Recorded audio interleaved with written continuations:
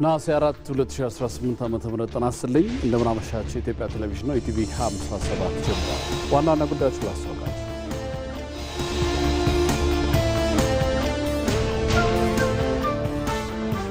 መንግስት ሌብነትን ለመከላከል ለመውሰድ የጀመረው እርምጃ ቀጣይነት ያለው ነው።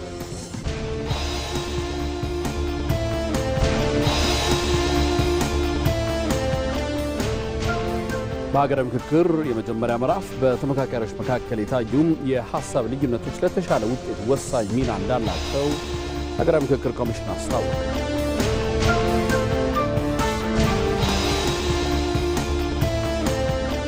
የክረምት ወቅት ከመጠናቀቁ በፊት የኢትዮጵያን ኮደሮች ቁጥር 7 ሚሊዮን ለማድረስ በጠቅላይ ሚኒስትር አብይ አህመድ የቀረበውን ጥሪ ተግባራዊነት ማረጋገጥ እንደሚገባ ተገለጸ።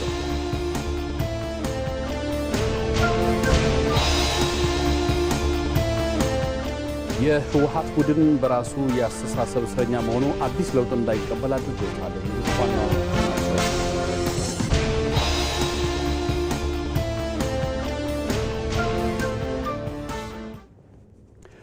ከዜናዎቹ ጋር አንተነህ ደግፌ ነኝ። አብራችን ቆዩ። በጠቅላይ ሚኒስትር ጽሕፈት ቤት የፕሬስ ሴክሬታሪያት ኃላፊ ቢለኔ ስዩም የወጣቶች ቴክኒክና የዲጂታል ክህሎት ብቃት ወሳኝ ሀገራዊ ሀብት በመሆኑ የኮደሮችን ቁጥር 7 ሚሊዮን ለማድረስ በጠቅላይ ሚኒስትሩ የቀረበውን ጥሪ ተግባራዊነት ማረጋገጥ እንደሚገባ ተናገሩ። የክረምት ወቅት ከመጠናቀቁ በፊት የተሳታፊዎችን ቁጥር ወደ 7 ሚሊዮን ኮደርስ ለማድረስ የተደረገውን ሀገራዊ ጥሪ ተከትሎ በጠቅላይ ሚኒስትር ጽሕፈት ቤት አስተናጋጅነት በኢኒሼቲቭ ዙሪያ የልምድ ልውውጥ መርሃ ግብሩም ተካሂደዋል። ሮዛ መኮንን ተጨማሪ አላት።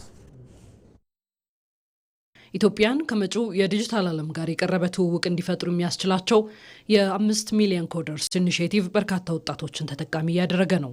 ይህን ኢኒሼቲቭ በዚህ ክረምት ወደ 7 ሚሊዮን ለማድረስ በጠቅላይ ሚኒስትር አብይ አህመድ የቀረበውን ጥሪ ተከትሎ በጠቅላይ ሚኒስትር ጽሕፈት ቤት አስተናጋጅነት በኢኒሼቲቭ ዙሪያ የልምድ ልውውጥ መርሃ ግብር ተከናውኗል።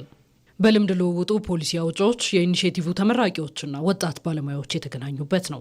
የጠቅላይ ሚኒስትር ጽሕፈት ቤት ፕሬስ ሴክሬታሪያት ኃላፊ ቢለኔ ስዩም መንግስት መጪውን የዲጂታል ዓለምን ተግባራዊነት ለማረጋገጥ የሚያስችል የዲጂታል መሰረተ ልማት ለዜጎች በመገንባት ላይ መሆኑን ተናግረዋል። የአርቲፊሻል ኢንተለጀንስና የመደመር ኤአይ ዩኒቨርሲቲም ለዚህ ማሳያ መሆኑን ጠቅሰዋል። የመደመር መንግስት ባለፉት ዓመታት የዲጂታል አገልግሎቶችን መስጠት ብቻ ሳይሆን የዲጂታል መሰረተ ልማቶችን፣ የዲጂታል ክህሎቶችን በማዳበር እንዲሁም ተቋማትን በዲጂታል 2025 እና በዲጂታል 2030 አሁን እየተገበረ ባለው ዲጂታል 2030 እቅድ መሰረት በመገንባት ላይ ይገኛል ማለት ነው። የመደመር መንግስት አሁን ራሱ የምንገኝበት ተቋም የጎበኛችሁትም የዚህ ትልቅ ርዕይ አካል ነው። የዛሬ 6 ዓመት በፊት የተፈጠረ ተቋም ነው። ምናልባት በዛን ወቅት ኢትዮጵያ ውስጥም አይደለም ሌሎች አፍሪካ ሀገሮች ውስጥም በብዛት ስለ አርቲፊሻል ኢንተለጀንስ ወይም ስለ ሰው ሰራሽ አስተውሎት ብዙም ይወራበት ብዙም የታወቀበት ጊዜ አልነበረም። ስለዚህ ይህ ተቋም በዛን ጊዜ የታሰበው የወደፊቷን ኢትዮጵያ ምን ትመስላለች፣ የት ጋ ነው ራሳችን ሊፕፍሮግ አድርገን የት ጋ ራሳችንን ማስገኘት አለብን በሚለው ትልቅ ህልም ነው ማለት ነው። እንደ ሀገር ደግሞ ቀዳሚ ከሆኑ የአፍሪካ ሀገራት ተርታ የኤአይ ፖሊሲ የአርቲፊሻል ኢንቴሊጀንስ ፖሊሲም የመደመር መንግስት ቀርጾ እየተገበረ ይገኛል። አሁን ደግሞ የአፍሪካ የመጀመሪያው እንዲሁም በዓለም ምናልባት ሁለተኛው ብቻ ሊሆን የሚችል የአርቲፊሻል ኢንቴሊጀንስ ወይም የሰው ሰራሽ አስተውሎት ዩኒቨርሲቲ በመገንባት ላይ ይገኛል በሀገራችን ማለት ነው። የዲጂታል ዓለሙን ኢትዮጵያን ወጣቶች ለስራ ፈጠራና ለትምህርት እንዲጠቀሙበት ለማስቻል የተጸነሰው የ5 ሚሊዮን ኮደርስ ኢኒሼቲቭ ቀድሞ መሳካቱን የተናገሩት ፕሬስ ሴክሬታሪያት ኃላፊዋ ቢለኔ ስዩም የጠቅላይ ሚኒስትር አብይ አህመድ ጥሪን ተከትሎ ይህን ወደ 7 ሚሊዮን በማሳደግና ለተግባራዊነቱ በመትጋት ችግር ፈቺ አድርጎ መጠቀም ይገባል ብለዋል። ክቡር ጠቅላይ ሚኒስትር አብይ አህመድ እንግዲህ በቅርቡ ይፋ እንዳደረጉት በ3 ዓመት ውስጥ ለመድረስ የታቀደው የ5 ሚሊዮን ኮደሮች ምዝገባ በአሁኑ ወቅት በ2 ዓመት ብቻ ከ5 ሚሊዮን በላይ ወጣቶች ተመዝግበው ይህንን ኮርሶች እየወሰዱ በሚገኙበት ሰዓት ላይ ነው የምንገኘው ማለት ነው። አሁን ደግሞ ይህን ግብ ከፍ ተደርጓል ማለት ነው። ክቡር ጠቅላይ ሚኒስትራችን በሰኔ ወር ባስተላለፉት ሀገራዊ ጥሪና መልእክት 7 ሚሊዮን እንድረስ የሚል ትልቅ ጥሪና ኃላፊነት አስረክበውናል ማለት ነው። የዲጂታል ክህሎቶች በግብርና፣ በጤና፣ በትምህርት እንዲሁም በፋይናንስ፣ በቱሪዝም፣ በማኒፋክቸሪንግ እና በመሳሰሉ በተለያዩ ብዙ ዘርፎች ዋጋ ያላቸውና ጠቀሜታ ያላቸው ክህሎቶች ናቸው። የተለያየ ማህበረሰብ ውስጥ አካል እንደመሆናችሁ ከተለያየ የሀገሪቱ ክፍል ተሳታፊ እንደመሆናችሁ መጠን ይህንን ኮርሶች ወስዳችሁ አካባቢያችሁ ላይ ላሉ ችግሮች ወይም የተለያዩ አይነት ሶሉሽኖች መፍትሄዎች የምታመጡባቸው ክህሎቶች እንዲሆኑ በዛ መሰረት እንድትሳተፉ ለማሳሰብም እወዳለሁ። በርካታ ወጣቶች ባሉባት ኢትዮጵያ የተሻለ እድገት እንዲመዘገብ ለማስቻል ዲጂታል 2025 እና ዲጂታል 2030ን መሰረት በማድረግ ዲጂታል ኢኮኖሚን መገንባት እንደሚገባም በመርሃ ግብሩ ላይ ተመላክቷል። የዲጂታል ኢኮኖሚው መሰረት የሚያደርገው ወጣቶችን ነው። ወጣቶች ሲፈጥሩ፣ ወጣቶች በዲጂታል ኢኮኖሚ ውስጥ ሲሳተፉ ነው አገር እንደ አገር ማደግ የምትችለው። እንግዲህ በዚህ እሳቤ ነው የ5 ሚሊዮን ኮደሮች ኢኒሼቲቭ ተጀምሮ ወደ ስራ የገባው። ይህ እንግዲህ 2025 ላይ መሰረቱ ሲጣል የነበረው አስተሳሰብ ነው። የዲጂታል ኢትዮጵያ 2030 ደግሞ ግልጽ የሆኑ አላማዎች አሉት። ከነዚህ አላማዎች አንዱ ሰዎችንና ተቋማትን ማጎልበት ወይንም ኢምፓወሪንግ ፒፕልስ ኤንድ ኢንስቲትዩሽን የሚለው የመጀመሪያው አላማ ነው። ሁለተኛው አላማ አካታች የሆነ የዲጂታል ኢኮኖሚ መመስረት የሚል ነው። እንግዲህ በተለይ ኢንክሉሲቪቲን አካታችነት ስናይ በሚመጣው ዓለም ውስጥ ሊሳተፍ የሚፈልግ ወጣት ለስራ ፈጠራ ብቻ ሳይሆን ለመኖር በቀጣይ እንደ ሰው ለመኖር በአገሪቱ ውስጥ ባለው ኢኮኖሚክ አክቲቪቲ ውስጥ ለመሳተፍ ክህሎት የግድ ያስፈልጋል። በመርሃ ግብሩ ላይ የ5 ሚሊዮን ኮደርስ ስልጠናን ወስደው የዲጂታል ዓለሙን የተቀላቀሉ ወጣቶች ተሞክሮም በስፋት የቀረበበት ነው። ስልጠናው ችግር ፈቺ መፍትሄዎችን እንዲያፈልቁ ማስቻሉንም ወጣቶቹ ተናግረዋል። ዌብሳይት ለመስራት ብዬ ነው የመጀመሪያ ጊዜ ኮዲንግ የተማርኩት ማለት ነው። ከዛ በኋላ ግን እኔ ጋር እንዲያቆም አልፈለኩም። ቢካዝ በጊዜው በቃ ማስተዋወቅ እንዳለብኝ ሌሎች ሰዎች መማር እንዳለባቸውም አስብ ስለነበረ እና አሁን ከ17 ዓመት በኋላ ተመልሼ ሳየው ይሄ ክህሎት በጣም ብዙ ነገሮችን እንዳደረግ አግዞኛል። ማለትም ይሄ ሲስተምስ ሌቭል ቲንኪንግ የምንለው እንዴት ነው ኮምፒውተሮች የሚሰሩት፣ እንዴት አድርጌ ችግሮችን ልፍታ የሚለውን አስተሳሰባችሁን በደንብ ለማዳበር የሚጠቅም ችሎታ ነው። ግራጁዌት ካረኩ በኋላ ምንድን ነው ፕራክቲስ ማድረግ አለብኝ ይህን ነገር ማለት ነው። ስለዚህ ፕራክቲስ ማድረግ የፈለግኩት ግን አሁን ምናልባት ላይቭ ላይ ያለ ኤኤ ኮደርስ የሚላል ወይም አዲስ አበባ ኮደርስ ማለት ነው። እሱን ሲስተም ወደ መስራት ነው የሄድነው ከጓደኞች ጋር ሁለት አሉ ማለት እሱ ምንድነው የሚያደርገው አሁን በየክፍለ ከተማው ለምሳሌ ማን ሞር የ5 ሚሊዮን ኮደርስን ሞር ቀስቅሷል የሚለው በየክፍለ ከተማ ኮምፒቲሽን ስላለ እሱ ጋር ነው ሞር ፎከስ አድርገን የሰራ ነው ነበር ማለት። የጠቅላይ ሚኒስትር ጽህፈት ቤት ፕሬስ ሴክሬታሪያት ኃላፊ ቢለኔ ስዩም የ7 ሚሊዮን ኮደርስ ኢኒሼቲቭ በዚህ ክረምት እንዲሳካም ወጣቶች እድሉን ሊጠቀሙ እንደሚገባ ተናግረዋል። በመላው ኢትዮጵያ ለሚገኙ ወጣቶች እንግዲህ አጽንኦት መስጠት የምፈልገው የጠቅላይ ሚኒስትራችንን ጥሪ ተቀብለን የአሁኑ ክረምት ወቅት በተለይ በጣም ምቹ ሁኔታ ስለሆነ ትምህርት በተዘጋበት ወቅት ብዙዎቻችን በየቤታችን በምናሳልፍበት ወቅት ይህንን ጊዜ ምቹ ጊዜ ወስደን በተለይ በነሐሴ ወር ተረባርበን ይህን ኮርሶች ያልወሰድን የኢትዮጵያ ወጣቶች ወስዳችሁ ተመዝግባችሁ ኮርሱን ደግሞ ጨርሳችሁ ለአካባቢያችሁ ብቻ መፍትሄ የምትሆኑ ሳይሆን ለሀገርም መፍትሄ መፍጠር የምትችሉ ወጣቶች እንድትሆኑ ራሳችሁን በእነዚህ ክህሎቶች እንድታዳብሩ ጥሪያችንን የበለጠ እናቀርባለን። በመርሃ ግብሩ የተሳተፉ ወጣቶችና ታዳጊዎች ኢትዮጵያ ወደ ዲጂታል ዓለም የምታደርገውን ጉዞ የሚያሳየውን የአርቲፊሻል ኢንቴሊጀንስን ጎብኝተዋል። ከዚህ ጋር ተያይዞ የ5 ሚሊዮን ኮደር ስልጠናን የወሰዱ ወጣቶች ያገኙት እውቀትና ክህሎት በተሰማሩበት ዘርፍ ችግር ፈቺ እንዲሆኑ እንዳስቻላቸው ተናግረዋል። ወጣቶቹ ክረምቱ ከመጠናቀቁ አስቀድመው ኢትዮጵያን የጠቅላይ ሚኒስትሩን 7 ሚሊዮን ኮደርስ ኢኒሼቲቭን በመቀበል ስልጠናውን እንዲቀላቀሉም ጥሪ አቅርበዋል። ሮዛ መኮንን አሁንም ተጨማሪ አላት። እሱ ጆሴፍ ታደሰ ይባላል። የሁለተኛ ደረጃ ተማሪ ነው። እሷ ደግሞ ምህረት ፍቃዱ ትባላለች። የመንግስት ሰራተኛ ናት። እነዚህን በጣም የተራራቁ የሚመስሉ ሁለት ሰዎች ግን በአንድ ነገር ተመሳስለዋል። ሁለቱም በጠቅላይ ሚኒስትር አብይ አህመድ የ5 ሚሊዮን ኮደርስ ኢኒሼቲቭ የዲጂታል ዓለምን ተቀላቅለዋል። በጣም ኦርጋናይዝድ የሆነ በቃ ቴክኒካል ነገሮችን በደንብ እንድንማር ዴታ አልጎሪዝምስ፣ ኤችቲኤምኤል፣ ሲኤስኤስ፣ ጃቫ በቃ ይሄ ቴክኖሎጂ ላይ ገና በልጅነታችን ኤክስፐርቶች እንድንሆን ያረዳ ፕላትፎርም ነው። አንደኛ ችግር ፈቺ እንደሆነ አድርጎኛል። ማለት ምንድነው ማያቸውን ችግሮችን ቀጥታ ወደ ሶሉሽን እንዴት አድርጎኛል እና እንደ ቢሮም ደግሞ ሲሄድ ምንድነው ቢሮ ላይ ብዙ ሶፍትዌሮችን ዲቨሎፕ ተደርጎ ይመጣሉ። ያንን ነገሮችን እንዴት ነው ቀጥታ ማንንም ሳልጠይቅ በራሴ ችግሮችን እንድፈታ አድርጎኛል ማለት ነው። ይህ የዲጂታል ዓለም ኢትዮጵያውያን መጪው ዘመንን የሚሸምኑበትና ችግር ፈቺ የሆነ ማንነት የሚያዳብሩበት ነው። ለኔ ትልቅ ነገሮችን ስለ ቴክኖሎጂ እንዳስብ ወጣ ብዬ ራሴን እንዳይ አድርጎኛል ማለት ነው። እሱን ወስጄ ተለያየ የሱ ሰርቲፊኬት ደግሞ ለሌላ ነገሮች ክፍት እንደሆነ አድርጎኛል። ለምሳሌ ይሄ ሰመር ካምፕ አሁን እየወሰድኩት ያለው ሰመር ካምፕ በሱ ሰርቲፊኬት አማካኝነት ነውና ብዙ ነገሮችን እንዳይ አለፍ ብሎ ለብዙ ኦፖርቹኒቲዎች ክፍት እንደሆነ አድርጎኛል ማለት ነው። 5 ሚሊዮን ኮደርስ የሚያመቻችልን አንድ ነገር አክሰስ እንድናደርግ ብቻ አይደለም፣ ኢንተርናሽናል ግሎባል እንድንሆን ነው። ምክንያቱም እዚህ ሆነን ውጭ ሀገር ካሉት ጋር ውጭ ሀገር ኢን ኬዝ ዩሮፕ ሊሆን ይችላል፣ አሜሪካ ሊሆን ይችላል፣ ኤዥያ ውስጥ ካሉ ሰዎች ጋር ተመሳሳይ አይዲያ እንዲኖረን ያደረገን። እንዴት እነሱ በሚያስቡበት ወይ እንዴት እናስባለን፣ እንዴት ነገሮችን ሶልቭ ማድረግ እንችላለን። እዚህ ሆነን እኮ ውጭ ሀገር መስራት ስራ እንችላለን። ኮዲንግ ደግሞ ያስተማረን ይሄንን ነው። የ5 ሚሊዮን ኮደርስ ስልጠና ባለፉት 2 ዓመታት ጊዜ ውስጥ ስኬትን አስመዝግቧል። በርካቶችም የዲጂታል ስራ ፈጣሪ እንዲሆኑ አስችሏቸዋል። ኤዱኬሽን ላይ ፎከስ ያደረገ ስታርታፕ ነው። NSRL ይባላል። ኦልሬዲ ወርኪንግ ሚኒመም ቫያብል ፕሮዳክቱ አልቆ ኢንቨስትመንት ሴኪዩር ለማድረግ ስቴፖች እየሄድኩ ነው። ከአእምሮ ንብረት ባለስልጣን ኦልሬዲ ኮፒራይት ክሌም እና ሰርቲፊኬሽን የተሰጠው ፕላትፎርም ነው።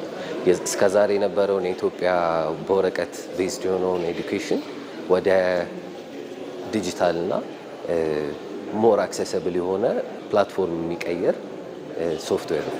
በዩዳሲቲ ጋር ኮላቦሬት በማድረግ ያዘጋጁት ፕላትፎርም ኢትዮ 5 ሚሊዮን ኮደርስ በጣም ረድቶኛል። ጠቅላይ ሚኒስትር አብይ አህመድ የዘንድሮውን ክረምት ከመጠናቀቁ በፊት የ5 ሚሊዮን ኮደሮችን ቁጥር ወደ 7 ሚሊዮን ለማድረስ ያቀረቡትን ጥሪ ተከትሎ ታዲያ እነዚህ ወጣቶች ኢትዮጵያውያን ይህንን ነጻ እድል ፈጥነው ሊጠቀሙበት ይገባል ይላሉ።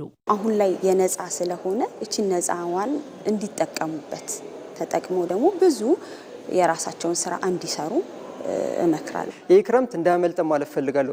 ምክንያቱም ፍሪ ታይም አለን፣ ነጻ ሰዓት አለን። ምክንያቱም የቤት ስራ የበዛብንም አሳይመንት የለንም። ማንኛውም ተማሪ ሃይ ስኩል ተማሪ ኢቭን የኤሌመንተሪ እንኳን ተማሪ ቢሆን 5 ሚሊዮን ኮደርስ ኢኒሺዬቲቭ እንዳያመልጡ ነው የምለው። በደንብ ተምረን እኛም ዲቨሎፕ ማድረግ አለብን ማለት ነው የምፈልገውና ተማሪዎች በቤታቸው ያላችሁ ይሄኛውን ነገር ሞር ሰርቲፋይ ብቻ ለመደረግ ሳይሆን ኤክስፕሎር አድርገን ያለውን ኦፖርቹኒቲ ተጠቅመን ራይዝ ማድረግ አለብን ብዬ ነው ማስብ። 7 ሚሊዮን ወጣቶች ኮድ ማድረግ የሚችሉ ከሆነ ኢትዮጵያ ውስጥ በቃ ኢትዮጵያ እኮ ቴክ ሀብ ልትሆን ነው።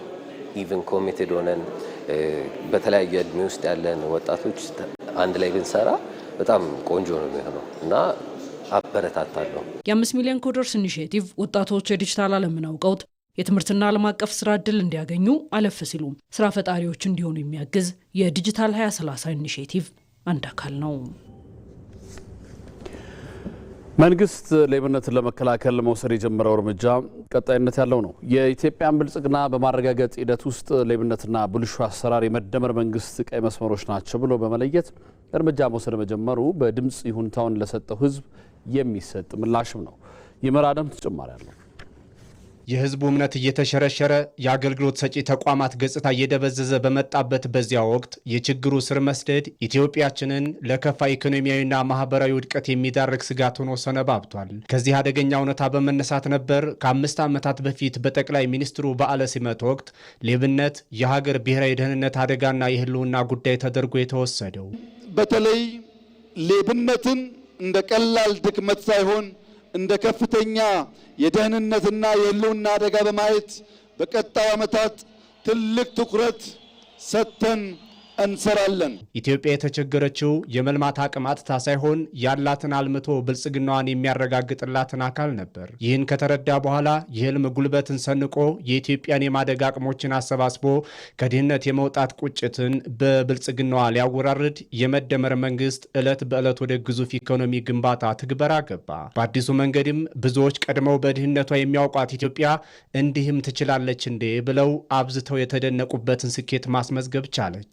ሀገርን ለማሳደግ ጊዜ የለንም ዓለም ጥሎን ሂዷል ብሎ የመደመር መንግስት ሌት ከቀን 7/24 ያለ ረፍት ሲሰራ፣ ቀይ በውስጥ የበቀሉ አረሞች ደግሞ ከእናት ሀገራቸው ስርቆትን ጀመሩ። እርግጥ ማሳ ስንዴ ብቻ ሳይሆን እንክርዳድ እንደሚያበቅል ሁሉ በብልጽግና ሀሳቢ ውስጥም ከሀገር አበልጻጊዎች በተቃራኒ ራሳቸው ሊበለጽጉ የፈለጉ ግለሰባዊ ሌቦችም አልጠፉም። እነዚህን ሙሰኛና የብልሹ አሰራር ተለማማጆች በህግ አግባብ ተጠያቂ ሊሆኑ ይገባል እያለ ህዝቡም ከመንግስት ጋር ባካሄዳቸው የውይይት መድረኮች ላይ አንስቷል። ይህም ተጠያቂነት አንዱ ሌብነት የመጸየፍ ህዝባዊ እርምጃ ኃይል የሚፈጥር አቅም ነው። ሌባን የማክበር ስራ ቢቆም በተገቢው ቅጣት ቢሰጥ፣ ምክንያቱም ሀገር የማስቀጠል ጉዳይ ነው። ይሄ ህብረ ብሔራዊነታችንን እኮ በሌቦች ህብረ ብሔራዊነት ተመንጥቀናል። በጥቅም በጎሳ ስም ተሳስረው ሀገር የሚቦረብሩ አሉና ፓርቲውም ውስጥ ሆነው ሁለት ፊት የሚጫወቱ አካላትን የመፈተሽ ጉዳይ እንዴት አይቻችኋል? በቂ ነው ብላችሁ ታምናላችሁ ሆይ? ሁሉን ጥረታችሁን በአክብሮት የምናየውና አብረናችሁ የምንሰራ ስለሆነ በተለይ በሙስና ረገድ እጃችሁን ታጥባችሁ እርስ በርስ የመተናነቅ ስራ ከናንተ ይጠበቃል። ከሞላ ጎደል ጤናማ ሰዎች አላችሁ። መሃላችሁ ግን አሁንም እንግርዳዶች አሉና አብረን እንንቀለው። ይህን እውነቱን ነገር ነው ብዬ የምላችሁ። በተግባር ያየናቸው ሰዎች አሉ።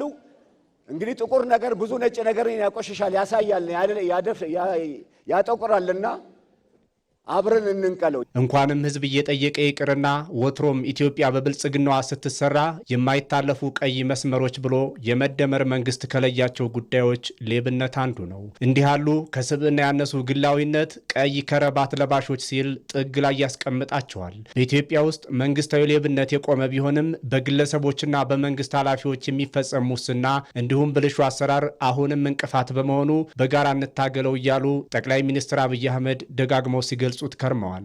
ቀይ መስመር ያልነውን ሌብነት ቀይ ምንጣፍ አድርገውታል።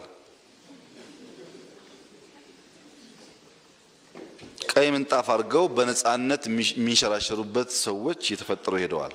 ሌብነት በጣም እያስቸገረን ያለ በሽታ ነው። ግን መገንዘብ ያለብን ነገር ሰው በሌብነት ልብሱን ሊቀይር ይችላል። የልጁን ምግብ ሊቀይር ይችላል። ሳሎን ሊቀይር ይችላል። ቤት ግን አይገነባም።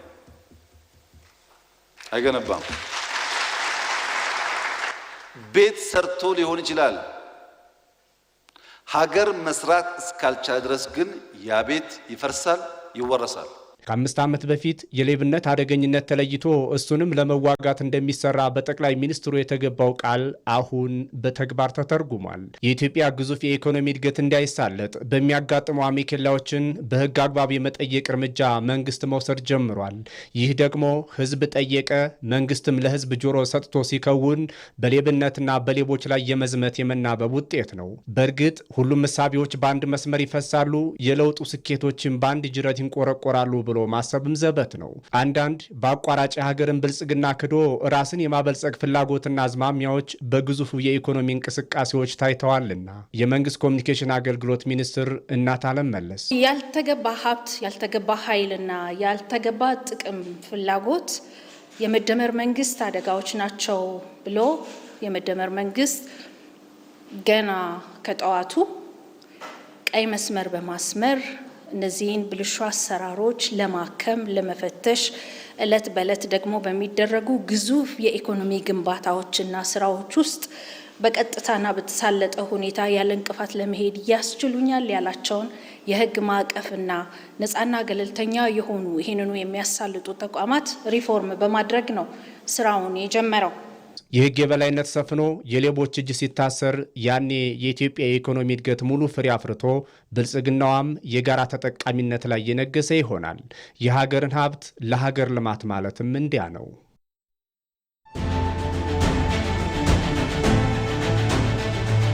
ስሜ ዳንኤል ወርዶፋ ደጋጎ ነው። የመጣሁት ከቶሮንቶ ካናዳ ነው። ምክክር ማለት ወደ ሰላም የሚያመጣ፣ ወደ መግባባት የሚያመጣ፣ ወደ አንድነት የሚያመጣ፣ የሚያሻግር ልማትን የሚያመጣ የሀገርን እድገት ኢላማ አድርጎ የሚሄድ የሀሳብ መጣጣም ማለት ነው። ስሜ አብዱልማሊክ አብደላህ እባላለሁ። የመጣሁት ከማዕከላዊ ኢትዮጵያ ነው። እያንዳንዱ ተሳታፊ የራሱን ሀሳብ አንጸባርቋል። አዋጥተዋል። ያንን ሀሳብ ወደ አንድነት በሚመጣ መልኩ መርጭ ተደርጎ ሀገራችን በምን አይነት ሁኔታ ላይ መገንባት መቻል አለበት ወደሚል ወደ ስምምነት እየተመጣ ነው። ያ ማለት የነገው የጋራ እጣ ፈንታችን በጋራ የመወሰን እድልን በጣም ክፍት ያደርግልናል ማለት ነው። መጋቢ ሃይማኖት ፍጹም ዳንኤል አዲስ አበባ ልደታ ክፍለ ከተማ ከማህበረሰብ የዚህ ሀገራዊ ምክክር የመጨረሻው መግባባትን፣ አንድነትን፣ ሰላምን የሚያመጣ ስለሆነ እየተግባባን ያለ ነው።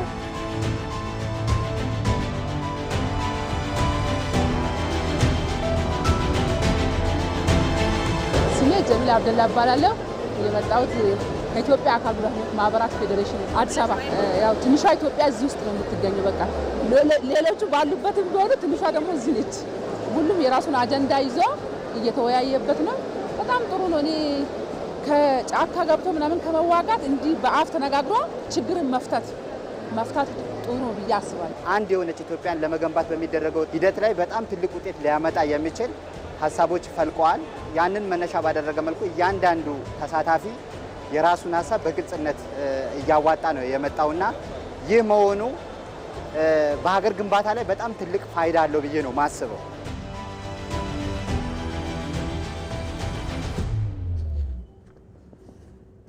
ከኢትዮጵያ ቴሌቪዥን ኢቲቪ 57ን እየተከታተላችሁ ስለሆነ እናመሰግናለን።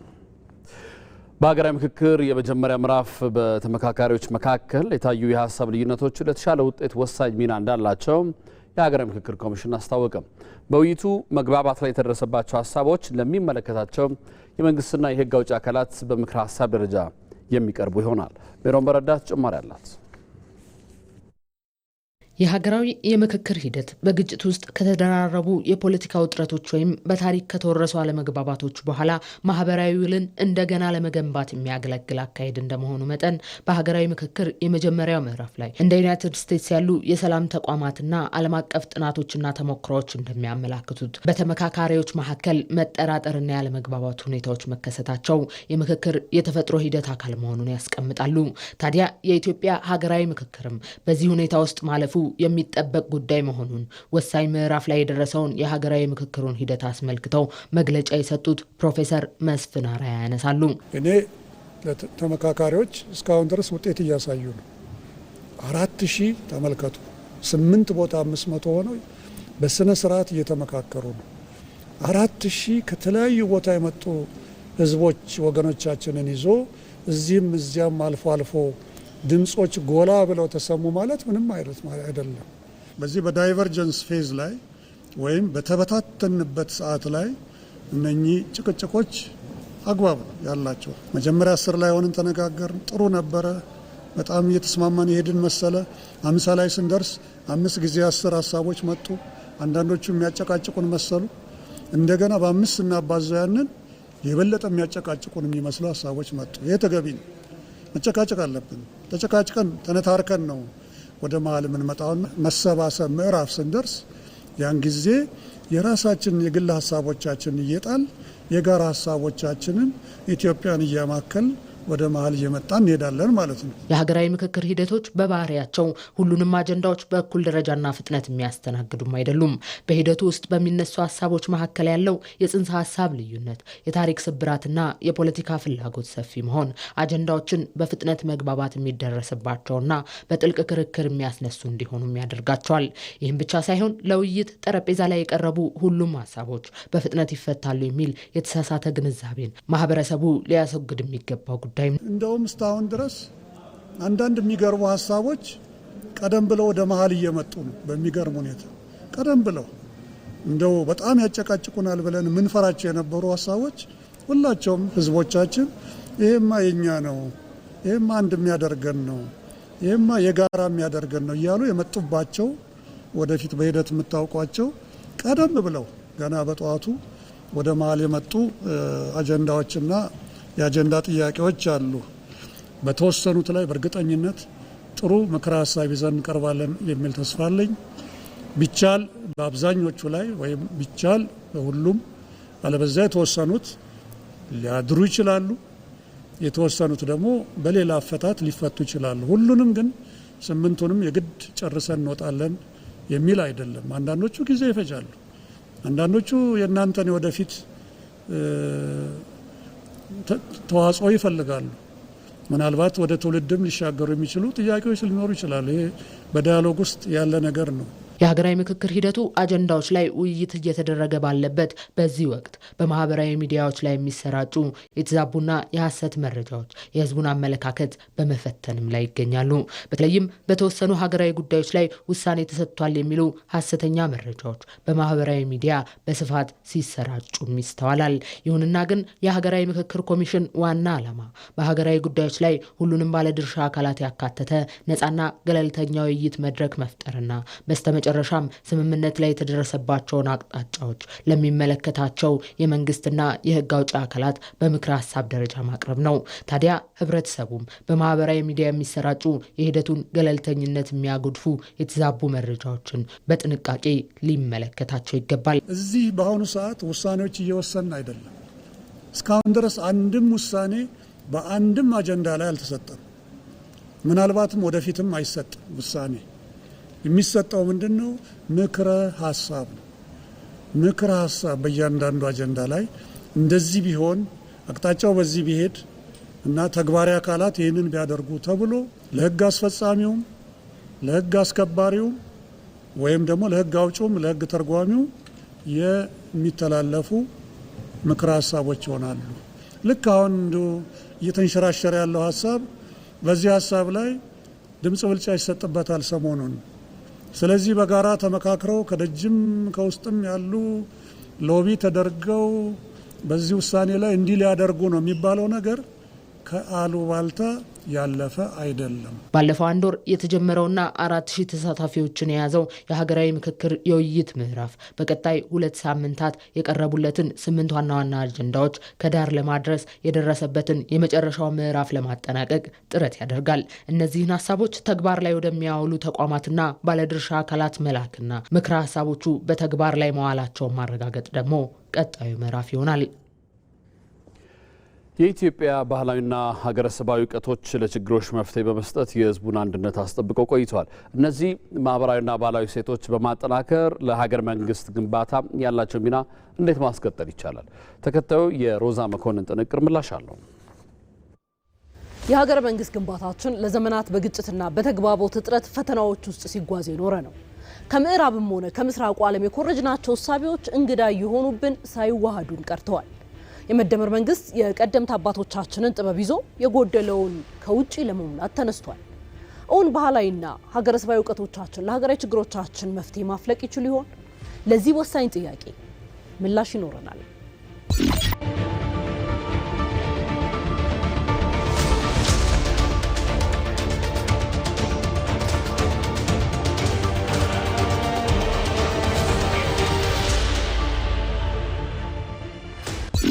በሀገራችን የፖለቲካና ኢኮኖሚ ምህዳር ውስጥ አዲስ ተስፋና አቅጣጫ ሆኖ የመጣ የመደመር እሳቤ መሰረቱን ያደረገው በራሳችን ማህበራዊና ባህላዊ እሴቶች ላይ ነው።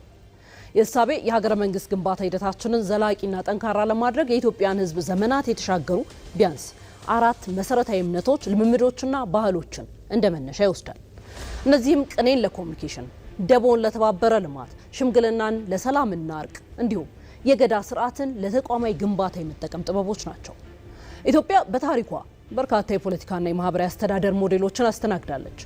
ሆኖም ግን ይተገበሩ የነበሩ የፖለቲካ ስርዓቶች አብዛኞቹ ከሀገራችን ባህልና አስተሳሰብ ጋር የተራራቁ በመሆናቸው በህዝብና በመንግስት መካከል ትምምን መፍጠር አቅቷቸው ቅራኔዎችን ሲያባብሱ ኖረዋል። ከህዝቡ 85 በመቶ አርሶ አደር በሆነባት ሀገር ወዛደር የዓለም አቀፋይነት ይለምልም በሚል መፈክር ተደናግረን ስናደናግር ባሽተናል። ከሞላ ጎደል ሁሉም ህዝብ ሃይማኖተኛ በሆነበት ሀገር ፈጣሪ የለም የሚል ትምህርት አምጥተን እናነቀዋለን ያልነው ህዝብ እንደ ማዕት ጠሪ እየተመለከተን ኖረናል። ሀገር እንገነባለን ብለን ተነስተን አብሮነትን በሚያጎድፍ የፖለቲካ ፍልስፍና ስንጠፋፋ ከርመናል።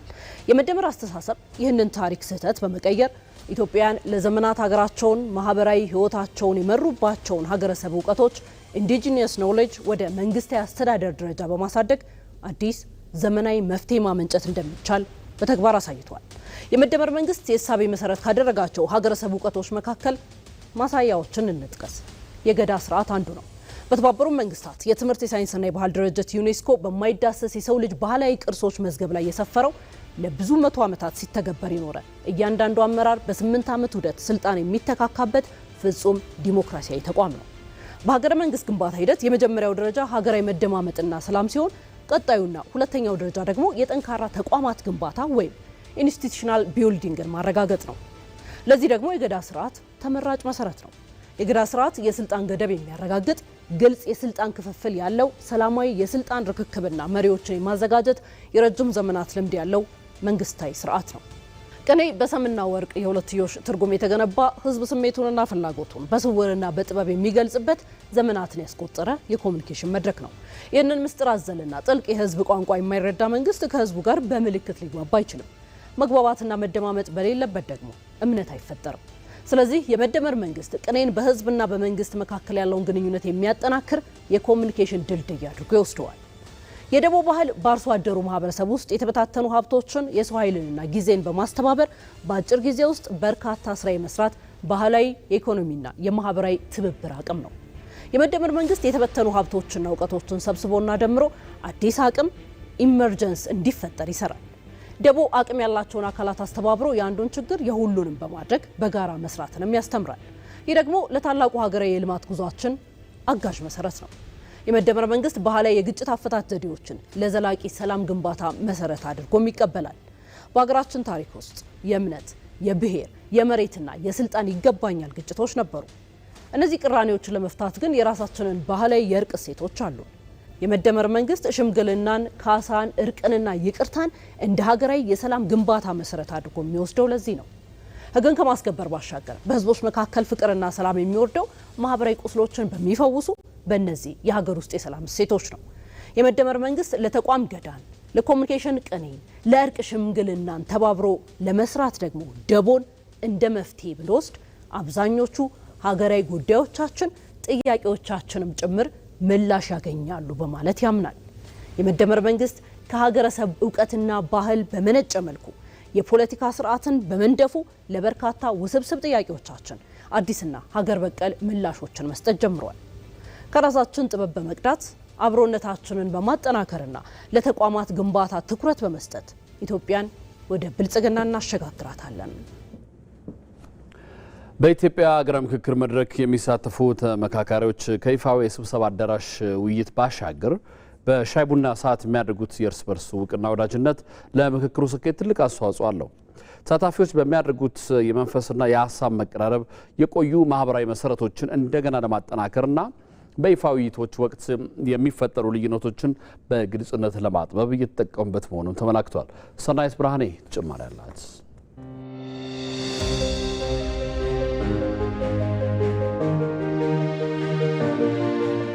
ለዘመናት የኢትዮጵያ የገቢ ምንጭ ሆኖ የሚያገለግለው ቡና ከኢኮኖሚ ፋይዳው ባሻገር ማህበረሰብን በማቀራረብ በኩል አስተዋጽኦ ከፍተኛ ነው። በኢትዮጵያ ቡና ለብቻ አይጠጣም። ጎረቤት፣ ዘመድ አዝማድ ይጠራል። በዚህም ደግሞ ደስታ ካለ ይነገራል። ችግር ከተፈጠረ ቡና እየተጠጣ በውይይት ይፈታል።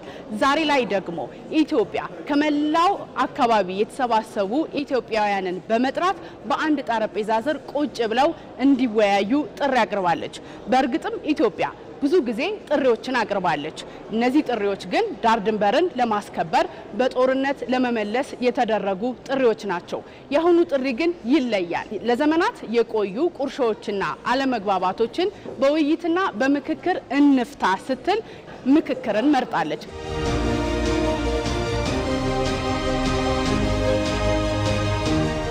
እዚህ ቦታ እንግዲህ ከተለያዩ የኢትዮጵያ ክፍሎች የመጡ እንግዶቻችን ተቀምጠዋል። ስለ ትልቋ ኢትዮጵያ በትልቁ መድረክ እየተወያዩ ይገኛሉ። ከዛ ባሻገር ግን በሻይ በቡና ሰዓታቸው ደግሞ የእርስ በርስ ግንኙነታቸው ምን ይመስላል የሚለውን ለመጠየቅ ነው እዚህ የተገናኘ ነው። እንዴት ዋላችሁ? ቆይታችሁ እንዴት ነበር? የሰላም አምባሳደር ሙዑዝ ገብረ ሕይወት እባላለሁ። ከትግራይ ኢሮብ ነው የመጣሁት። ምክክር ላይ በጣም ነው ደስ ያለኝ።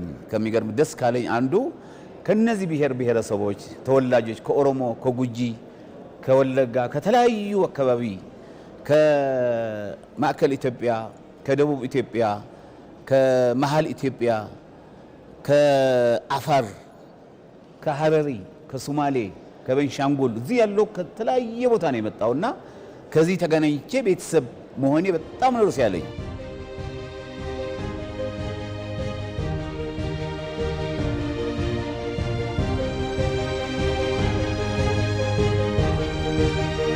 ስሜ ወይዘሮ ህይወት ቤላሙ ይባላል። የመጣሁት ከዋሳ ነው። እዚህ ትንሿ ኢትዮጵያ ተሰባስባ አይቻለሁ። ሰላምታ የመለዋወጥ አካም ነጉማ ቡርታ ጅርታ ፈያንጌ ከመላሃ ጽቡቅ ቋንቋ የመልመድ በእያንዳንዱ ቦታ ላይ የተለያዩ ነገሮች እንዳሉ የሚገልጹበት ሁኔታ አለና ስለዚህ ተስፋ አለኝ ሀገሬ አሁንም ትኖራለች፣ ታድጋለች። በፕሮፓጋንዳ በሚዲያ በሶሻል ሚዲያ በምናምን ስለተራጨ አይደለም፣ ኖረሽ ነው ማሳየት። ኖሬ ሀገሬ ትኖራለች የሚል ተስፋ አለኝ። ኢሉባቦር መቱ ይማርካል የደንሽ ውበቱ ይባላል ወደኛ። እኔ የመጣሁት ከኦሮሚያ ክልል ኢሉ አባቦር ዞን ከመቱ ነው የመጣሁት። ስሜ አባገዳ ኃይሉ ለገሰ ቤኮ እባላለሁ። ቡና አብሮ መጠጣት ትልቅ ነገር ነው። እኛ ጋር ጠዋት ሰው መጀመሪያ በየቤቱ ቡና ነው የሚያፈላው። ቡና አፍልቶ ተጠራርቶ አብሮ ነው የሚጠጣው። እኛ ጋር ቡና ፍቅር ነው፣ ቡና ሰላም ነው፣ ቡና መተዋወቅ ነው፣ ቡና ሁሉ ነገራችን ነው። ቡና አብሮ መጠጣት ማለት ትልቅ ነገር ነው። ይሄንንም ምለው በቡና ላይ ስለተሰባሰብን ነው። መጀመሪያ ሰው ሲተዋወቅ ነው። ከተዋወቀ በኋላ ይቀራረባል። ከተቀራረበ በኋላ ይወያያል። የቋንቋ ልዩነት፣ የባህል ልዩነት፣ የብሔር ልዩነት ውበታችን ነው። ሰላማዊት በላይ ይባላለሁ። የመጣሁት ከአዲስ አበባ። በጣም ይገርምሻል፣ ደስ ከሚለኝ አንዱ በዚህ በምክክር እዚሁ ሀገር ሆኜ ኢትዮጵያ የምትለዋን ነገር አግኝቻታለሁ። ለምሳሌ አፋር ለትንሽ ቀን ሄጄ ነበረ በስራ አጋጣሚ አፋርን ስያታለሁ። ጉጂ እዚህ ሳገኛቸው በቡና ሰዓት ጓደኞቼ በሙሉ የተለያዩ ናቸው። በሻይ ሰዓት በቡና ሰዓት ስንወጣ ግን ከነሱ ጋር በምንጫወትበት ጊዜ ጠቅላላ አገሬ ምን ትመስላለች ኢትዮጵያ የሚለው በየክልሉ እንደሄድኩ አድርጌ የቆጠርኩበት ሁኔታ አለ። እኔ ሐጂ እስማኤል መሐመድ ይባላለሁ። ከአፋር ክልል ነው፣ ከአፋር ነው የመጣው። ብዙ ተፈቃቅረናል። ፍቅር ነው ዋናው። በግንባር የኢትዮጵያዊ ጠቅላላ ብሔር ብሔረሰብ ጠቅላላ ማግኘት በጣም ደስ ይለኛል። አሁን የሚደረገው ደግሞ የምንዋራው ነገር ሁሉ ለሀገሩ ስለሆነ እኔ በበኩሌ በጣም ደስ ብሎኛል። ተመልካቾቻችን ቀደም ብለን እንደተከታተላችሁት እንግዲህ ከተለያዩ ከአራቱም ማዕዘናት የተገናኙ ኢትዮጵያውያን ስለ ትልቋ ሀገር በትልቁ መድረክ አጀንዳቸው ለይተው እየተወያዩ ነው። ከዛ ባሻገር ግን ለእረፍት ሲወጡ በሻይ ቡና ሰዓታቸው ደግሞ ስለ አካባቢያቸው ምንነት፣ ስለ ባህላቸው፣ ስለ ቋንቋቸው፣ ስለ ምግባቸው፣ ስለ አለባበሳቸውና ስለ በርካታ ጉዳዮች ደግሞ እንደዚህ ሰብሰብ ብለው እየተወያዩ አንዱ ከአንዱ ጋር እየተዋወቁ መሆኑን ገልጸውልናል። ዋግ ነጋን ወልች ነጋን ነው አብልጭ ዋግ ነጋን ወልች ነጋን ነው አብልጭ በሰላም አሳደረን አምላክ በሰላም አውለን የነመካከረውን በልቦናችን ያሳድርልን። አሪ ወሊን ወልች አማኑራ ወልች ቆርቲ ደባኑራ ቃብ ቆሪ ደባኑራ ቃብ ያ ረቢ ወገር የሊ ባhay ዋሮማን ተካይ በርማን ያካይ ኒዶላት አማን ተካይ ኒባሮ አማን ተካይ ያ ረቢ አላህ ኢንሻአላህ።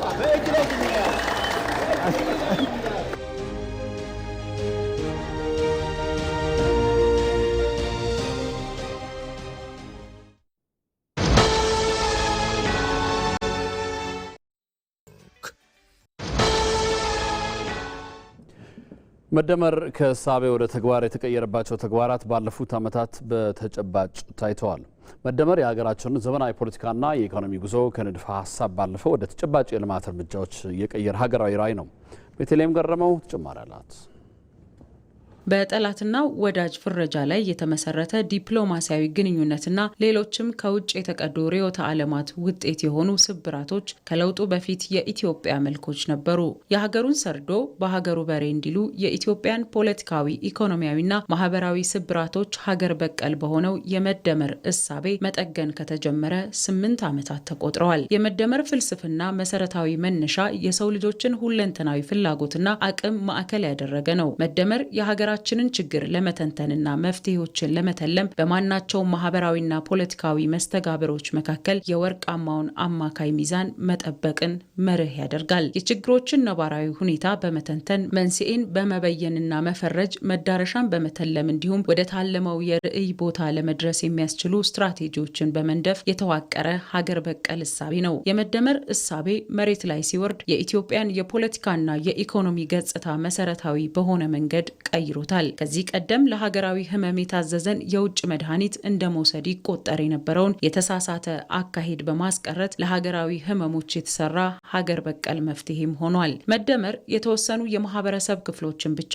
መሰረት በማድረግ ሌሎቹን ከማግለል ይልቅ ሁሉንም አካታች የሆነ ማህበራዊ መሰረትን ይገነባል። እኛና እነሱ የሚለውን አጥፊ መፈራረጅ በማስቀረት የጋራ ሀገራዊ አሰባሳቢ ትዕምርቶችን ፈጥሯል። ግጭቶችን በውይይትና በሰላማዊ መንገድ የመፍታት ልምድም እየተጠናከረ መጥቷል። ትላንትን በሽግግር ፍትህ ማድረቅ፣ ነገን ደግሞ በሀገራዊ ምክክር የማጽናት ስራዎች የትውልዱ መሻገሪያ ፍኖት እንዲሆኑም በይኗል። ሀገራዊ ምክክር ኮሚሽን የዚህ እርምጃ በኩር ነው። ዛሬን ሳይሆን ነገ ዘልቆ የሚሄድ ሁላችን የሚሰበስብ ሰላም የሚያጸና ልማት የሚያመጣ ውጤት እንድታመጡ በታላቅ ትህትና አደራ ልላችሁ ፈልጋለሁ። የጠላትነት ፖለቲካ ተወግዶ ተፎካካሪነት የሚነግስበት አዲስ የፖለቲካ ባህል እውን ሆኗል። ሞት ተፈርዶባቸው በስደት የነበሩ ፖለቲከኞች ወደ ሀገር ቤት ተመልሰው በነጻነት እንዲንቀሳቀሱ መደረጉ የዲሞክራሲ ምህዳር መስፋት የመደመር እሳቤ ልዩ ማሳያ ነው። መደመር የዳርና መሃል የልዩነት ግንቦችን በማፍረስ ሁሉም የኢትዮጵያ ብልጽግና ዋልታና ተቋዳሽ እንደሆነ አረጋግጧል። የመደመር መንግስት እሳቤ ትልቁ መገለጫ የሰላምና የልማት ውህደት ሆኖ አንዱን ይዞ ሌላውን አንጠልጥሎ ሲኬድ የነበረውን ሀገራዊ ጉዞ አስቀርቷል። በሀገራችን የተለያዩ አካባቢዎች የተከሰቱ ግጭቶችን በውይይትና በሰላማዊ መንገድ ለመፍታት የተደረጉ ጥረቶች የመደመርን ፍልስፍና በተግባር ያሳዩ ነበሩ። ያለፈውን ሙሉ በሙሉ አፍርሶ ከዜሮ የመጀመርን አባዜ አስቀርቷል። በትላንት ዛሬና ነገ ላይ ሚዛን የጠበቀ እይታ በመያዝ ለአዲሱ ትውልድ ጠንካራ መሰረት የሚጥሉ ስራዎችም በመደመር እሳቤ መሰረት ባለፉት የለውጥ ዓመታት ተከናውነዋል። በፖለቲካው መስክ የነበሩ የተዘጉ በሮች ተከፍተው የሀሳብ ብዝሃነት እንዲለመድና ሁሉም ዜጋ የሀገሩ ባለቤት እንዲሆን ሰፊ ምህዳር ተፈጥሯል። ከአንድ ብቻነት በብዝሃነት መተካት ለሚለው የተደፈጠጡ ፓርቲዎች ነበሩ። እንደምታውቀው እንደ ሀገር ብዙ ጉዳዮቻችን ተደፍጠው ነበር። ስለዚህ እንደገና መቋቋም ጀመሩ። የተሰደዱ ወደ ሀገራቸው እንዲመለሱ የተደረገው ከዚህ በኋላ ነው። ይሄ ብዝሃነትን ብናስተናግድ በሚል አንድ ለእናቱ የነበረው ኢህአዴግ እንግዲህ በመቶዎች የሚቆጠሩ ፓርቲዎች ከዛ በኋላ የመጡበት ካቢኔው ጭምር ድረስ ዘልቆ የገባና የምታዩ ተቃዋሚዎች በጣም ጥግ የወጡ ሌላ ጽንፍ ይዘው ነበሩ ታጋዮች ሁሉ እንዲካተቱ ሆነው ካቢኔ ውስጥ ሆነው ድምጽ የሰጡ በየቢሮ በጣም በቁጥር በሚያዳግድ ደረጃ የሚመሩበት ሁኔታ ታያለሽ ተካተው የምናይበት ማለት። ስለዚህ ብዝሃነትን ከመስበክ ነው የጀመረው ብለን መነሳት እንችላለን። ከማስተናገድ ነው ከመተግበር ነው ብለን መነሳት እንችላለን። የመደመር እሳቤ ከተረጂነት ወደ ምርታማነት፣ ከዕዳ ወደ ምንዳ፣ ከነጠላ የኢኮኖሚ ዘርፍ እይታ ወደ ብዝሃ ዘርፍ የኢኮኖሚ አማራጭና አቅጣጫ፣ ከፍጆታ ወደ ኢንቨስትመንት፣ ከውጭ ጥገኝነት ሉዓላዊነትን ወደሚያረጋግጥ ኢኮኖሚ ለመሸጋገር የሚያስችሉ በርካታ እርምጃዎች እንዲወሰዱ መሰረት ሆኗል። በዓለም ኢኮኖሚ ገጽታ ውስጥ ተጫዋች ሆና ጠንካራ ተጫዋች ሆና እንድትወጣ መሻትና ቆራጥነት ያም ደግሞ በሁለንተናዊ ሽግግር እናሳካለን ብሎ መነሳት ራሱ አሁን ካለን ከሀገራችን ነባራዊ ሁኔታ ብቻ ሳይሆን ከነበርንበት ስብራቶች አንጻር ከፍ ያለ እይታ ከፍ ያለ መሻትና ቆራጥነት ነው። የመደመር መንግስት ከማፍረስ ይልቅ ሪፎርምን በመተግበር ተቋማት ገቢር ነበብ ቁመና እንዲኖራቸው ተግቷል። በሌላ መልኩ የኢትዮጵያን የዝግመት ጉዞ የሚቀለብሱ ዲፕሎማሲያዊ ስኬቶችም ተገኝተዋል። ከመሽኮርመም የወጣ የኢትዮጵያን የኩስመና ታሪክ የለወጠ የትውልድ ጥያቄ ባህር በርን አቧራውን በማራገፍ አጀንዳ ያደረገ ዲፕሎማሲያዊ መንገድ የመደመር እሳቤ ራዕይ መገለጫ ናቸው። የኢትዮጵያ መጻኢ ታሪክ ይሄ ነው። ከበባው አለ፣ አብሮ ሯጩ አለ፣ ትከሻም ይገፋፋው አለ። በከፍተኛ ፍጥነት በሁሉም ዘርፍ ሮጠን የመጨረሻዋን መስመር ቆርጠን ብልጽግናችን እናረጋግጣለን። የቱሪዝምና ዲጂታል ዘርፍ ትንሳኤም የመደመር እሳቤ ውጤቶች ናቸው። መደመር ከእሳቤ እስከ ተግባራዊነቱ ያለው ሂደት የኢትዮጵያን ነባራዊ እውነታዎች በሰከነና በባለቤትነት መንፈስ የሚመራ ስርዓት እንዲገነባ ያስቻለ ነው። የመጨረሻው ግብም ኢትዮጵያን ወደ ላቀ የከፍታ ማማ በማውጣት ለትውልድ የምትሻገር የበለጸገች ሀገር መገንባት ነው። የኢትዮጵያ ከተከታይነት ወደ ተስተካካይነት አዲስ ምዕራፍ ጉዞም ተጀምሯል። የህወሓት ቡድን በራሱ የአስተሳሰብ እስረኛ መሆኑ አዲስ ለውጥን እንዳይቀበል አድርጎታል። ህወሓት እሱ የማይመራት ኢትዮጵያ እንደማትመቸውና የሁሌ ስልጣን ጥመኝነት የሚታይበት ነው። ይመራ ደም ተጨማሪ ያለው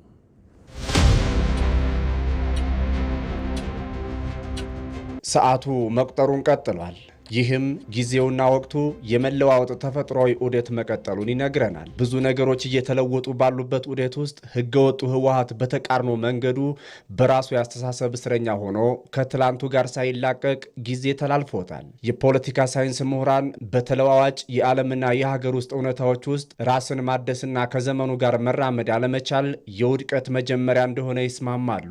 ዛሬ ላይ የህወሓትን የፖለቲካ ጉዞና ወቅታዊ መዋቅር ስንመረምር የምናገኘው ትልቁ እውነታ ይህንኑ ነው። ቡድኑ በራሱ ያለፈ ታሪክና ያስተሳሰብ እስረኛ ሆኖ መለወጥ ካቃታቸው ተቸካይ ስብስቦች ተርታ ሲቆም ዛሬም ድረስ አዲሷንና ሰፊዋን ኢትዮጵያ ባሮጌ መነጽር ብቻ የመመልከት አባዜ ሆኖ ቀጥሏል። ለህገወጡ ህወሓት የኢትዮጵያ ህልውና ሰላምና ብልጽግና ትርጉም የሚኖረው እሱ ራሱ በመሪነት ወንበር ላይ ተቀምጦ የሀገርን የፖለቲካና የኢኮኖሚ ቁልፍ ሲያሽከረክር ብቻ ነው። ስልጣን ዋናው ማጠንጠኛው ስልጣን ነው። ይህ እኔ ካልመራኋት ኢትዮጵያ አትመቸኝም የሚለው የስነ ልቦና ቀውስ ቡድኑ በ2010 ዓ.ም የመጣውን ሀገራዊ የለውጥ ማዕበል በአዎንታዊ መልኩ ተቀብሎ ራሱን ከማደስ ይልቅ ወደ ጸረ ለውጥ መስመር መሰለፉን መርጧል። ቡድኑ ስልጣን በሰላማዊና በህጋዊ መንገድ ወደ ሌላ አካል ሲሸጋገር የሀገር የውሳኔ ሰጭነት ሚና ከእጁ ሲወጣ ስሜቱ አልገጣጠም ብሎታል። ይህ ለአዲሱ ሀገራዊ እውነታ እጅ የመንሳት ፍላጎት ማጣት ኢትዮጵያ ውስጥ የሚካሄዱ ማናቸውም የፖለቲካ የኢኮኖሚና የማህበራዊ ዘመናዊነት እርምጃዎች ሁሉ እንደ ስጋት የመቁጠር አባዜን ወልዷል። እኔ ብቻዬን አብኩቼ ያልጋገርኩት እንጀራ ከምጣዱ ያወጣም እንደማለት ነው። አንድ እንትን አለ አባባል አላቸው። ያለ ህወሓት መስመር ሌላ የጥፋት መስመር ነው የሚል። ስለዚህ ህወሓትን መከተል ብቻ ነው። ህወሓትን የማትከተል ከሆነ ሌላ መስመር የምትከተል ከሆነ የጥፋት መስመር ነው እየተከተልክ ያለ ተብለ እንድትጠፋ ይፈረድብሃል። የዛሬዋ ኢትዮጵያ በለውጥ በዘመናዊነትና በልማት ጎዳና ላይ ወደፊት እየተራመደች ትገኛለች። የከተሞች ገጽታ እየተቀየረ ዲጂታል አሰራሮች እየሰፉና ተቋማዊ ግንባታዎች እየተጠናከሩ ባሉበት በዚህ ወቅት ህወሓት ግን ለውጥ ብሎ ነገር አታንሱብኝ ብሎ ዛሬም ጠመንጃ እያወዛወዘ በድሮ አጥር ውስጥ ይገኛል። ህወሓት ካለፈው ታሪኩ መማር ራሱን ማደስና ከዘመኑ የፖለቲካ ስልጣኔ ጋር ማስታረቅ ያልቻለ በራሱ የትናንት አስተሳሰብ እስረኛ ሆኖ የቀረ ስብስብ ነው። ቡድኑን ከዘመኑ የኢትዮጵያ የፖለቲካ ምህዳር እያገለለውና ታሪክን ወደ ኋላ የመጎተት ከንቱ ሙከራ አድርጎት እንዲቀጥል አድርጎታል። እነሱ ባሉበት ሆነው ለውጥ፣ ሰላምና ልማት ፈላጊውን የትግራይን ህዝብ በድህነት ለዘላለማዊ ኮንትራት ይዤ ካልቆየሁ ብለው የሙጥኝ ላይ ናቸው። ጊዜና ሀገር ደግሞ ጥለዋቸው እያለፉ ከጋራው ማዶ ላይ ርቀዋል። እውነተኛ ዲሞክራሲያዊትና የሁሉም ዜጎች እኩልነት የተረጋገጠባት ኢትዮጵያን ማየት ጭንቅ ይሆንበታል። ዛሬም ድረስ በ1970ዎቹ የጫካ አስተሳሰብና የትጥቅ ትግል ትረካ ውስጥ በመንከላወስ የ21ኛው ክፍለ ዘመን የኢትዮጵያን ወጣቶች ፍላጎትና እውነታ መረዳት ተስኖታል። ኢትዮጵያ ለዘመኑ ለሲዝን የሚመጥን መሪ መፍጠር ካልቻለች፣ ሰዎች እየወጡ እየወሩ የሚመላለሱባት ከሆነ ኮሌክቲቭሊ ሞታለች ማለት ነው። ይሄ የሚያኮራ ነገር አይደለም፣ የሚያሳፍር ነገር ነው። 50 ዓመት ፓርቲ መርተህ ፓርቲ የሚተኩ ሰዎች ካልፈጠርክ ሌላ 1000 ቢሰጣ አትፈጥርም ማለት ነው። ቲፒኤልኤፍ 50 ዓመት ፖለቲካል ፓርቲ ሆኖ አንጋፋ ፓርቲ ሆኖ ወጣቱን ትውልድ ማመን ካልቻለ ሁልጊዜ እኔ ከሌለው እኔ ካልመራው እኔ ከሌለውበት ሁሉ ኪሳራ የሚል እሳቤ አደገኛ ስለሆነ እሱን ማድረቅ ያስፈልጋል። የአዲሲቷ ኢትዮጵያ እኩልነትና የጋራ ተጠቃሚነት መርህ ጋር መታረቅም አልቻለም። ይህ ሁኔታ ቡድኑ ራሱን ከዘመኑ ፍላጎት ጋር እንዳያዘምንና በፖለቲካዊ ቆሞ ቀርነት ውስጥ እንዲወድቅ አድርጎታል። እኩልነትን ተቀብሎና ካሮጌው የአስተሳሰብ እስረኝነት ወጥቶ ለመታደስ ፈቃደኛ ባለመሆኑ ዛሬ ላይ የገዛ ራሱ ጥላ የሚያስፈራው ቡድን ሆኗል። የኢትዮጵያ የለውጥና የብልጽግና ጉዞ ግን እኩልነትንና የጋራ ተጠቃሚነትን አንግቦ ወደፊት መጓዙን ቀጥሏል።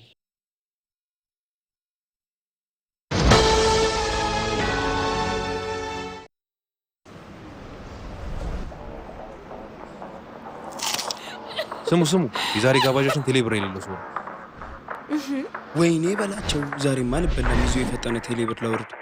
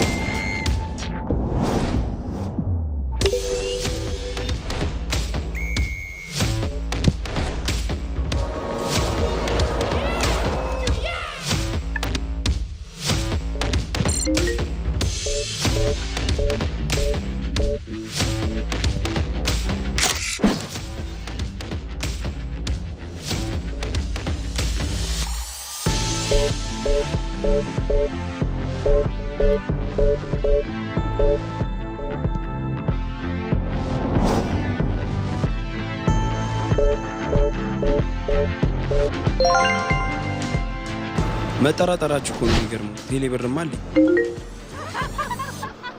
ቴሌብር ስንጀምር እንዲህ ነን። ቴሌብር ከፕሌይ ስቶር ወይም ከአፕ ስቶር የፈጠነ አውርደን የቴሌብር አገልግሎት ስናስጀምር እንዲሁም የፈጠነ ክፍያችንን ስንፈጽም እንዲህ ነን። ቴሌብር።